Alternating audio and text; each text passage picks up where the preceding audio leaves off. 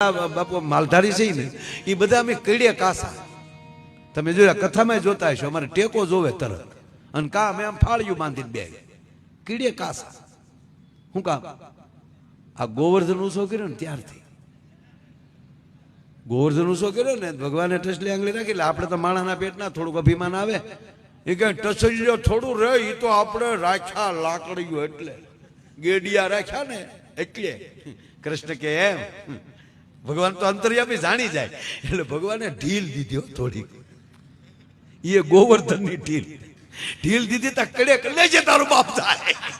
આ તેદુનો થોડોક એક આસકો આવી ગયેલો એટલે અમારો પુરાવો આ જેવી તેવી વાત નથી આપણે હતા એ વાત થાય ને કઈ નો દુઃખદ માનવાનો કે આપણે નહીં હોય તો કઈ નો હબાકો માન લેવાનો ગોવર્ધન અને પછી ગોવર્ધન વાળા ઉપર છોડી દેજો તમારે દવા લેવી પડે તો તમારો ગુલામ બની જાવ સાહેબ એના ઉપર છોડી દેજો પછી